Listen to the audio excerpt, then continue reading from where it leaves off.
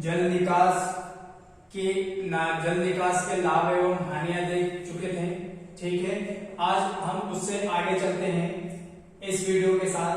जल निकास की प्रमुख प्रणालियां क्या होती है? जल निकास की प्रमुख प्रणालियां यानी कि एक प्रकार से जो एक्स्ट्रा वाटर होता है उसको निकालने के लिए हम विशेष प्रकार की जो मेथड होती है, जो नालियां हम किस प्रकार की बनाएंगे, किस तरीके से हम एक्सेस वाटर को बाहर निकालेंगे। ठीक है, जो एक्स्ट्रा वाटर है उसको बाहर निकालेंगे, तो उसके लिए हम कुछ प्रणालियां पढ़ते हैं, जल निकास की प्रमुख प्रणालियां। ठीक है, इसको हम इंग्लिश में सिस्टम ऑफ ड्रेनेज भी पढ़ सकते हैं। ठीक है, हम आगे बढ़ते हैं। इसमें जल निकास की विभिन्न प्रणालियों में भूमि के अंदर नालियां खेत के धरातल को ध्यान में रखकर बनाई जाती है। यानी कि जो जल निकास के लिए हम जो नालियां बना रहे हैं वो धरातल को ध्यान में रखकर बनाएंगे। मतलब जिस ओर भूमि का ढाल रहेगा उसके अकॉर्डिंग हम क्या करेंगे, नालियां बना करके एक्स्ट्रा वाटर को खेत से बाहर करेंगे। ठीक है, तो हमने देखा यहाँ पर क्या है, जल निकास की विभिन्न प्रणालियों में यानी कि जो विभिन्न प्रकार की हम प्रणालियां यूज कर रहे हैं जल निकास के लिए, उसमें भूमि के अंदर जो नालियां होती है, जो भूमि के अंदर जो नालियां अपन बनाएंगे वो खेत के धरातल यानी कि खेत का जो तल है उसके अकॉर्डिंग क्या करेंगे, इन नालियों को बनाएंगे। ठीक है, जल निकास की प्रमुख प्रणालियां जो है वो निम्नलिखित है। 3 प्रकार की प्रणालियां हम यूज करते हैं जल निकास के लिए। पहली प्रणाली है प्राकृतिक प्रणाली।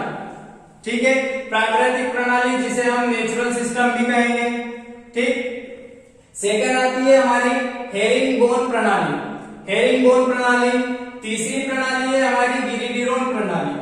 ठीक है, तीसरी कौन सी है?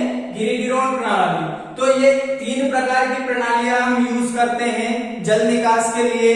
ठीक है, अब इन तीनों प्रणालियों को हम स्टेप बाय स्टेप समझ लेते हैं कि क्या है जल निकास की प्रमुख प्रणाली। ठीक है, पहली प्रणाली आपकी आती है प्राकृतिक प्रणाली। कौन सी है? प्राकृतिक प्रणाली। अब प्राकृतिक प्रणाली क्या होती है, क्या सिस्टम होता है इसका, हम पूरा इसको देखते हैं। ठीक है, प्राकृतिक प्रणाली के अंतर्गत इस प्रणाली में नालियां भूमि के प्राकृतिक ढाल के साथ, क्या बोल रहा है, जो नालियां हम बना रहे हैं वो क्या है, प्राकृतिक ढाल यानी कि प्राकृतिक यानी कि नेचुरल ढाल है उसमें। मान लीजिए आपका ये फील्ड है तो इसमें क्या है, जब ये जैसा बना हुआ है वैसे ही जिस प्रकार से यहाँ पर मान लीजिए इसका ढाल इस साइड दे रखा है, इस साइड होगा। ठीक है, मतलब इधर से पानी छोड़ने पर पूरा पानी इधर की डायरेक्शन में आ जाता होगा, तो वो क्या है, प्राकृतिक ढाल हो गया उसका। वो हमारे अकॉर्डिंग बनाया हुआ ढाल नहीं है। ठीक है, तो इसमें बता रहा प्राकृतिक ढाल के साथ अपनी दिशाएं बदलती रहती है। यानी कि ये जो नालियां होती है ये जरूरी नहीं है कि बिल्कुल सीधे ही चले, पानी यहाँ पर छोड़ने पर सीधा ही जाए, हो सकता है वो इधर जाएगा फिर इधर मुड़ेगा, उसके अकॉर्डिंग यानी कि उसको जैसे जैसे जगह मिलती जाएगी। ठीक है, जैसे मान लीजिए ये फर्श है, यहाँ पर यदि हमने 1 गिलास पानी डाल दिया इसमें, तो वो जहां पर उसको ढाल मिलेगा उसी साइड, मतलब जिस साइड ढाल मिलता जाएगा उस साइड वो मूव करता जाएगा। तो ये प्रणाली क्या हो गई, प्राकृतिक प्रणाली हो गई। ठीक है, तो जो प्राकृतिक प्रणाली है उसमें क्या अपने ढाल के अकॉर्डिंग पानी मूव कर रहा है। क्लियर है? यहाँ पर क्या है, आगे देखते हैं। अंत में मुख्य नाली द्वारा नदी या तालाब में पानी छोड़ती है। यानी कि ये जो सहायक, ये जो मुख्य नाली है, मुख्य नाली के अंतर्गत पानी कहाँ जा रहा है। अब देखिए इस सिस्टम को अपन समझ रहे हैं। ठीक, ये मान लीजिए ये वाला है, ये पूरा अपना फील्ड है, ये पूरा खेत है।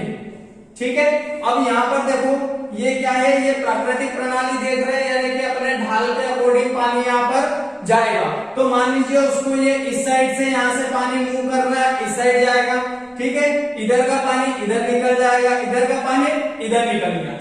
ठीक है, तो ये क्या है, जो एक और ये मुख्य नाली और सहायक नालियां, 2 प्रकार की नालियां आपको पढ़ने में आएगी। तो सहायक नालियां क्या होती है और मुख्य नालियां क्या होती है, वो चीज देखते हैं कि सहायक नालियां बहुत सारी हो सकती है।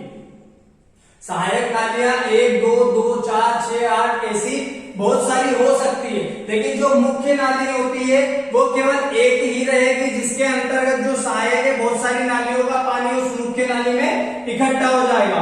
अब ये इधर से पानी मूव कर रहा है, इधर मुख्य नाली में आ रहा है, देख सकते हैं अपन इस चित्र के द्वारा।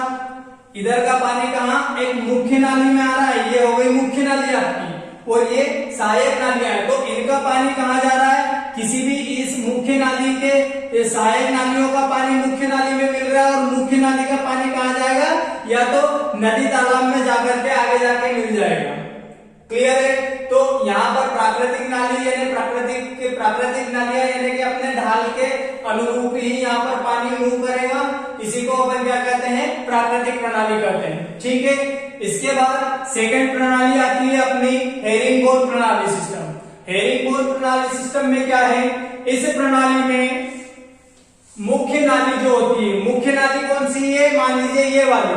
अब यहाँ पर इस वाले चित्र में देखते हैं अपन, तो यहाँ पर क्या है, ये एक नाली जा रही है जो कि मुख्य दिखाई दे रही है, बाकी इसके अंदर क्या है, आइट साइड से बहुत सारी नालियां मिली हुई है। तो ये बहुत सारी नालियां जो है वो क्या है, सहायक नालियां हैं, जिसमें मुख्य नाली में पानी छोड़ रही है अपना। ठीक है। तो इसमें देखो, इस प्रणाली में मुख्य नाली खेतों के बीचों बीच बनाई जाती है। देखा हमने, ये यहाँ पर क्या है, बीचों बीच, खेतों के बीचों बीच हमने नाली बनाई। ठीक है। बीचों बीच बनाई जाती है, एवं सहायक जल निकास, क्या है, सहायक शब्द पे ध्यान देना, यानी कि ये भी सहायक जल निकास है, ये भी सहायक है, ये भी सहायक हो गई, ये भी सहायक, ये भी सहायक, ये भी सहायक। तो ये सभी सहायक जल निकास नालियां इसमें आकर मिल जाती है, इसमें मुख्य नाली में। ये सारी नालियां कहाँ मिल रही है, मुख्य नाली में। तो मुख्य नाली से वापस पानी कहाँ पहुंच जाएगा इसका, नदी या तालाब में, जहां पर भी पहुंचे वो खेत से बाहर हो जाएगा। कुल मिला के बात ये है। ठीक है। अब तीसरे प्रकार की नालियां देखते हैं हम, यहां तक सभी को समझ में आ गया होगा, वेरी सिंपल। ठीक। तीसरी प्रणाली देखते हैं अपन, गिरिडीरोन प्रणाली। क्या है, गिरिडीरोन प्रणाली। इस प्रणाली में क्या होता है, इस प्रणाली में मुख्य नाली, क्या बोल रहा है, मुख्य नाली, यानी कि मुख्य नाली एक ही होती है, सहायक नालियां बहुत सारी हो सकती है। तो मुख्य नाली खेत के उस सिरे पर बनाई जाती है जिसका धरातल नीचा होता है। क्या होता है, उस सिरे पर बनाई जाएगी जहां पर जिसका खेत या ढलान का नीचा है। मान लीजिए आपका ये फील्ड है, तो इस फील्ड का मान लीजिए ढाल इस साइड जा रहा है, नीचे की साइड जा रहा है, तो अपन मुख्य नाली इस साइड बनाएंगे। क्लियर है। और मान लीजिए यदि ढाल इस साइड जा रहा है, तो यहां पर मुख्य नाली इकट्ठा हो सके, यानी कि जिस तरफ ढाल होगा उसी तरफ अपन वो नाली बनाएंगे। क्लियर है। यहां पर देखो, अब यहां पर क्या है, ढाल के यहां पर क्या बोल रहा है वो, कि जो मुख्य नाली है वो कहां पर बना रहे, खेत के सिरे पर बना रहे, जहां पर ढाल नीचा हो। ठीक है। जहां पर इस तरफ का क्या है, नीचा है, धरातल जो है वो नीचा होता है, एवं सहायक जल निकास नालियां इसमें आकर मिल जाती है। तो अब ये मुख्य नाली खेत के ढाल के अकॉर्डिंग देखा जाए तो सबसे नीचे बनाई हुई है मुख्य जल निकास नालियां, जिसमें बहुत सारी सहायक नालियां आपस में आकर के मिलकर के इनका पानी मुख्य नाली में मिलेगा जाकर के, और जो मुख्य नाली का पानी होता है वो कहीं भी नदी नाले तालाब में जाकर मिल जाता है। इस प्रकार से जो जल निकास की प्रणालियां हैं वो यहाँ पर कंप्लीट हो जाती है। जल निकास की प्रणालियों के बाद में हम नेक्स्ट देखते हैं जल निकास की विधियां। अब तक तो हमने प्रणालियां देखी थी कि प्रणालियों में क्या होता है, एक सिस्टम होता है कि हम किस प्रकार से एक्स्ट्रा वाटर को खेत से बाहर निकालने के लिए नालियां बनाएंगे, और यहाँ पर विधियां जल निकास की विधियां दे रखी है। प्रणाली और विधियां अलग अलग होती है। ठीक है। प्रणाली हम देख चुके हैं, अब जल निकास की विधियां। हमारे जो जनरली जल निकास की विधियों के अंतर्गत हम क्या करते हैं, दो प्रकार की विधियां उपयोग में लाते हैं। किस प्रकार, कितने प्रकार की, दो प्रकार की विधियों को हम इस फ्लो चार्ट के थ्रू पर अच्छे से समझेंगे कि कौन किस प्रकार की, मतलब कितनी विधियां हैं। तो हम जनरली दो प्रकार की विधियां प्रयोग में लाते हैं। पहली हमारी है पृष्ठीय जल निकास। ठीक है। पृष्ठीय जल निकास यानी कि मान लीजिए कोई सा धरातल है या फिर कोई खेत है। ठीक है। तो उसके जो ऊपरी सतह होती है, ऊपरी सतह, ठीक है, ज्यादा से ज्यादा 15 से 30 सेंटीमीटर के समथिंग, ठीक है, समतल खेत पर पृष्ठीय जल निकास नालियां हम बनाएंगे, यानी कि ऊपरी समतल जगह है, ठीक है, उस पर लगभग 15 से 30 सेंटीमीटर गहरी या फिर उसी के ऊपर नालियां बनाएंगे। इसको अपन क्या कहेंगे, यानी कि ये खेत है तो इसके पृष्ठ पर, कहां पर बनाएंगे, इसके पृष्ठ पर जल निकास नालियां बना रहे अपन, ठीक है, तो इसको क्या कहेंगे अपन, पृष्ठीय जल निकास कहेंगे, ठीक है। और यदि मान लीजिए जल निकास की जो नालियां होती है उनको अपन कहा, भूमिगत, यानी कि भूमि के अंदर बना रहे हैं, कहां पर बना रहे हैं, भूमि के अंदर, ठीक है, तो भूमिगत, इसको क्या कहेंगे, भूमिगत अथवा अधोपृष्ठीय जल निकास, क्या कहेंगे, अधोपृष्ठीय जल निकास नालियां, या फिर पानी को निकाल रहे हैं तो उसको क्या कहेंगे, जल निकास कहेंगे। क्लियर है। तो ये दो प्रकार की विधियां हैं जिनको हमको पढ़ना है, ठीक है। तो हम इनको एक शॉर्ट फॉर्म में स्टेप बाय स्टेप केवल समझ लेते हैं, बाकी डिस्क्रिप्शन में अपन आगे पढ़ेंगे इसको पूरा डिस्क्राइब करके। तो इसमें अपन जल निकास का जो पृष्ठीय जल निकास की जो जल निकास की विधि है, कौन सी, पृष्ठीय जल निकास, इसके अंतर्गत बहुत सारी विधियां हैं। यहाँ पर आपको 4 प्रकार की विधियां दे रखी है, ठीक है। तो इन चारों को एक शॉर्ट फॉर्म में अपन समझ लेते हैं। पहला है अस्थायी नालियां, कौन सी है, अस्थायी नालियां। आपने देखा होगा कि जनरली आप क्या करते हो, वर्षा ऋतु के समय में या फिर सिंचाई करने के लिए आप नॉर्मली खेत के ऊपर आप जो नाली बनाते हो पानी को पहुंचाने के लिए या फिर पानी को खेत से बाहर करने के लिए, तो वो नालियां कौन सी कहलाएगी, अस्थायी नालियां, यानी कि ये टेम्परेरी होती है, कुछ समय के लिए बनाते हैं। जैसे अभी आपने फसल लगाई है तो अभी आपने बना दी, फिर आपकी फसल हार्वेस्ट होने के बाद में फिर वापस आप खेत कल्टीवेट करने जाओगे तो ये नालियां वापस से तोड़ दोगे या फिर टूट जाएगी। खेत की जुताई करने जाओगे तो ऑटोमेटिकली टूट जाएगी, फिर आप नई फसल लगाओगे या फिर दोबारा से वर्षा ऋतु आती है तो फिर दोबारा आपको नालियां ये बनानी पड़ेगी। तो ये जो अस्थायी नालियां होती है, यानी कि स्थायी तो है नहीं, नाम से स्पष्ट है, अस्थायी है, तो ये कुछ समय के लिए बनाई जाती है और वापस तोड़ दी जाती है और फिर बना लेते हैं जरूरत के हिसाब से, ठीक है। तो ये होती है अस्थायी नालियां। क्लियर। सेकेंड है कटआउट नालियां।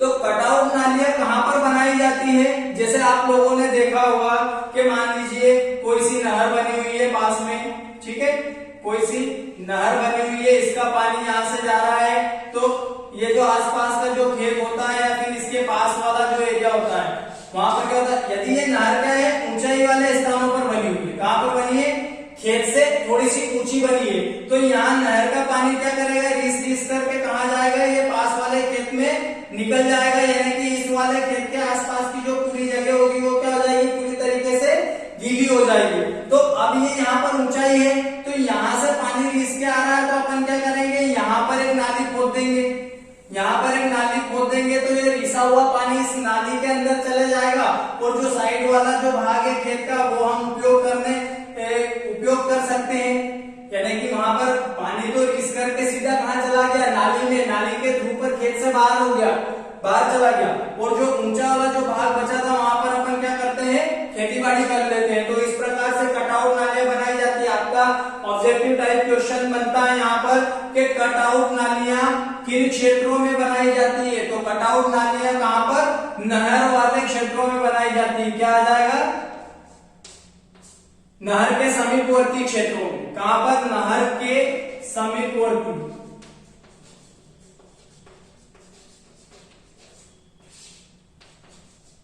नहर के समीपवर्ती क्षेत्रों में बनाई जाती है। तो इस चीज को आपको ध्यान रखना है, बहुत इंपॉर्टेंट है ये क्वेश्चन आप लोगों के लिए। नेक्स्ट आता है तीसरा, स्थायी नालियां।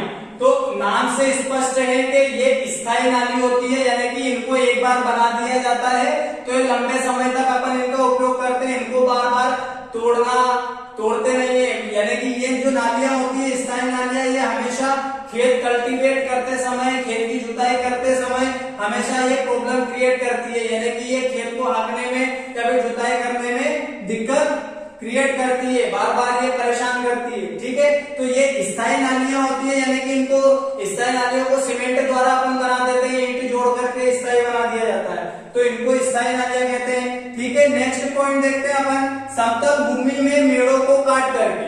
ठीक है, ये मान लो खेत है, आपने यहाँ पर देखा ये थोड़ा सा ऊंचा भाग उठा हुआ है यहाँ पर खेत का, यहाँ पर भी ऊंचा उठा हुआ है, यहाँ पर भी ऊंचा उठा हुआ है, और यहाँ पर क्या है थोड़ा सा ढलान वाला है, ये इस साइड से इसका ढलान जा रहा है इधर की ओर खेत का। तो अपन क्या करेंगे, ये जो ऊंचा वाला भाग है इसको तो अपन क्या करके काट करके इसको समतल कर देंगे और इधर नीचे वाले भाग में इस मिट्टी को रुड़का देंगे। ठीक है, ऐसे ही इस वाले भाग को भी अपन काट देंगे और इसकी मिट्टी भी इधर डाल देंगे जहां पर नीचा भाग है, और ये वाली मिट्टी भी अपन काट करके इधर नीचे डाल देंगे। तो ये वाला जो भाग है ये पूरा समतल हो गया एक तरीके से। ठीक है, और जो इसका ढाल किधर की साइड है, इस साइड है, तो अपन यहाँ पर नाली खोद देंगे ढाल की साइड में। तो ये कौन सा हो जाएगा, समतल भूमि में मेड़ों को काट कर। तो अब ये समतल को कर दिया अपन ने काट काट के, अब ये मान लो मेड़ है इधर इस साइड में मेड़ है, तो अपन क्या करते हैं जनरली खेतों की मेड़ को यहाँ से काट देते हैं, तो ये जो पानी है इधर आकर के बाहर निकल जाएगा। ठीक है, या नदी या तालाब में जाकर के मिल जाएगा। तो हम पृष्ठीय जल निकास में ये 4 प्रकार की विधियां पढ़ेंगे। ठीक है, नेक्स्ट अपना आता है भूमिगत अथवा अधोपृष्ठीय जल निकास। तो भूमिगत अथवा अधोपृष्ठीय जल निकास आपको स्पष्ट हो रहा है वर्ड से ही कि भूमिगत यानी कि भूमि के अंदर ये नालियां बनाई जाएगी, और ये क्या है पृष्ठीय जल निकास है यानी कि पृष्ठ पे बनाई जाएगी यानी कि ऊपर की साइड बनाई जाएगी। क्लियर है? ठीक, अब इसमें अपन देखते हैं पहला वाला, पहली विधि देखते हैं जो पृष्ठीय जल निकास है, उसमें भी 4-5 विधियां हैं जो उपयोग में लाई जाती है। उसमें पहला आता है टाइल ड्रेन्स। क्या है, टाइल ड्रेन्स अथवा खपरे नालियां भूमि के अंदर बनाई जाती है और इनकी सहायता से बनाई जाती है खपरेल की सहायता से, यानी कि आप गांव के लैंग्वेज में देखो तो उसको आप कवेलू बोलते हो। ठीक है ना, जनरली खपरेल द्वारा ये नालियां बनाई जाती है। सेकेंड पॉइंट देखते हैं अपन स्टोन ड्रेन, यानी कि स्टोन यानी कि स्पष्ट है, वर्ड से स्पष्ट हो रहा है, अथवा पत्थर जल निकास नालियां, यानी कि ये जो जल निकास की नालियां जो भूमि के अंदर बना रहे हैं वो पत्थर या ईंटों की सहायता से बनाई जाती है। ठीक है, पत्थर या ईंटों की सहायता से ये नालियां बनाई जाती है, जिनको अपन बोलते हैं स्टोन ड्रेन या पत्थर जल निकास नालियां। तीसरा है मोल ड्रेन अथवा मोल जल निकास नालियां, मोल ड्रेन अथवा मोल जल निकास नालियां। तो इसमें क्या विशेषता है, इसमें एक विशेष प्रकार का हल होता है जिसका उपयोग किया जाता है, उस हल को अपन क्या कहते हैं, मोल हल कहते हैं। ठीक है, तो मोल हल मतलब मोल ड्रेन्स में क्या करते हैं अपन, मोल हल का उपयोग करके जमीन के अंदर अपन एक नाली बनाएंगे। इसमें जो भूमि की जो जैसे कि अपन ये यहाँ पर नाली बनाएंगे तो क्या करेंगे, ऊपरी परत को तोड़ेंगे, काट देंगे ऊपरी परत को, लेकिन इसमें क्या होता है अंडरग्राउंड नाली बनाई जाती है, वो भी किसकी सहायता से, मोल हल की सहायता से। इसी को अपन क्या कहते हैं, मोल ड्रेन्स कहते हैं। ठीक है, अब पाइप ड्रेन्स, पाइप ड्रेन्स या फिर पाइप जल निकास नालियां, यानी कि यहाँ पर क्या होता है पाइप ड्रेन्स या पाइप जल निकास नालियां अपन जो भूमि के अंदर बना रहे हैं वो किसकी सहायता से बनाएंगे, लोहे या सीमेंट के पाइप यूज करके अपन इन नालियों को बनाते हैं। ठीक है, नेक्स्ट आपका आता है पोल ड्रेन्स या फिर पोल जल निकास नालियां। ठीक है, तो ये एक विशेष प्रकार की नालियां होती है जिनमें आपको लकड़ी की आवश्यकता पड़ेगी, यानी कि जिन क्षेत्रों में लकड़ी आसानी से उपलब्ध हो जाती है उन क्षेत्रों में हम क्या करते हैं, पोल ड्रेन्स जल निकास नालियां बनाते हैं। ठीक है, पोल ड्रेन्स जल निकास नालियां बनाते हैं। जनरली इसमें क्या होता है, टाइल ड्रेन्स जो है वो सबसे ज्यादा उपयोग में लाई जाती है भूमिगत विधियों में, भूमिगत जल निकास नालियों की विधियों में टाइल ड्रेन्स अधिकतर उपयोग में लाई जाती है। और पृष्ठीय जो जल निकास नालियां है उसमें अस्थायी नालियां ज्यादातर प्रयोग में लाई जाती है, लेकिन हमारे देश में यानी कि भारत देश में पृष्ठीय जल निकास नालियों का ही उपयोग किया जाता है। हमारे देश में भूमिगत या अधोपृष्ठीय जल निकास नालियां नहीं बनाई जाती है, ये यूरोपियन देशों में या फिर विदेशों में ज्यादातर उपयोग की जाती है। जल निकास की विधियों को हमने एक फ्लो चार्ट द्वारा शॉर्ट में समझा था। ठीक है। जल निकास की विधियां कितने प्रकार की होती है?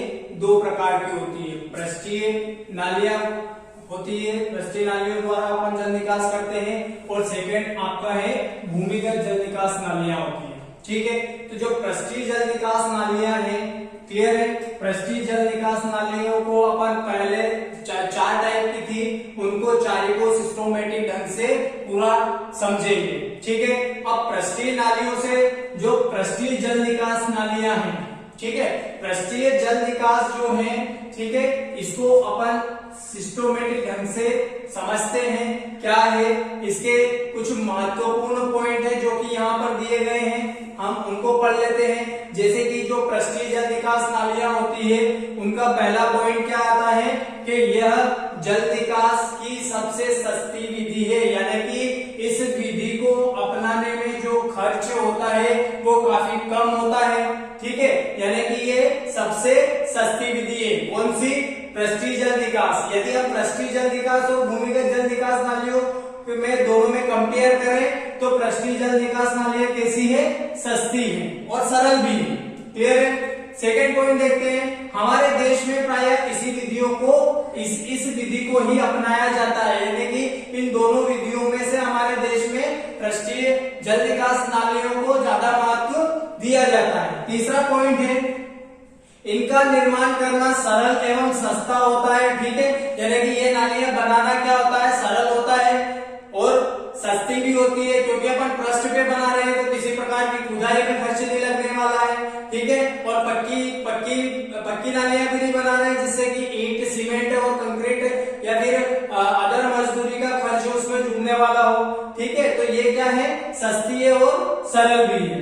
चौथा पॉइंट है आपका, नेक्स्ट है, नालियों का ढाल अधिक नहीं होना चाहिए।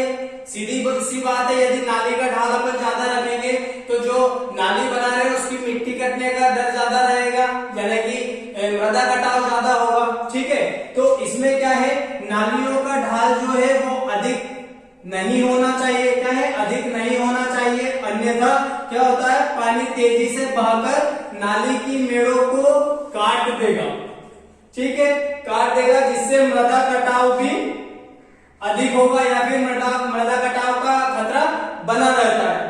ठीक है, क्लियर है। ये पृष्ठीय जल निकास से संबंधित कुछ महत्वपूर्ण पॉइंट्स थे जो कि हमने यहाँ पर डिस्कस किए। ठीक है, अब इनके जो पृष्ठीय जल निकास नालियां भी बहुत सारी प्रकार की थी, अपन ने 4 प्रकार की देखी थी। जैसे स्थायी नालियां होती है, कटआउट नालियां होती है, अस्थायी नालियां होती है, या फिर खेत को समतल करके अपन क्या करते हैं, मेड़ को काट करके पानी को निकाल देते हैं। तो इन चारों विधियों को स्टेप बाय स्टेप अपन समझेंगे। तो इसमें सबसे पहली विधि आती है आपकी अस्थायी नालियां।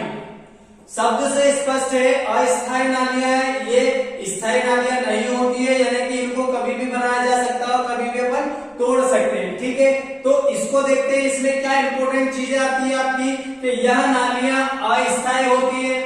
क्लियर है, ये नालियां अस्थायी होती है। ठीक, थोड़ी थोड़ी दूरी पर लगभग 10 से 15 सेंटीमीटर की गहरी ये नालियां बनाई जाती हैं, और इन नालियों में आवश्यकता अनुसार परिवर्तन किया जा सकता है और नष्ट किया जा सकता है, यानी कि नालियों को अपन अपने अनुसार बना भी सकते हैं, बिगाड़ भी सकते हैं, यानी कि नाम से स्पष्ट है, अस्थायी नालियां। ठीक है, अब अस्थायी नालियों से क्या लाभ होते हैं और क्या हानियां होती है वो भी अपन यहाँ पर डिस्कस कर लेते हैं। ठीक है, तो जो अस्थायी नालियां होती है उनका पहला लाभ है, लाभ देख लेते हैं पहले। इनके निर्माण में श्रम एवं पूंजी कम लगती है। सीधी सी बात है, यदि अपन ये नालियां, अब पृष्ठीय जल निकास नालियां अपन फावड़े से क्या होता है कि आसानी से बना सकते हैं, लेकिन यदि अपन भूमिगत नालियां खोदने जाएंगे या फिर बनाने जाएंगे, क्या होगा, अपने को या तो जेसीबी की सहायता लेनी पड़ेगी या फिर मजदूरी ज्यादा लगेगी, ज्यादा गहराई तक उसको खुदवाना पड़ेगा।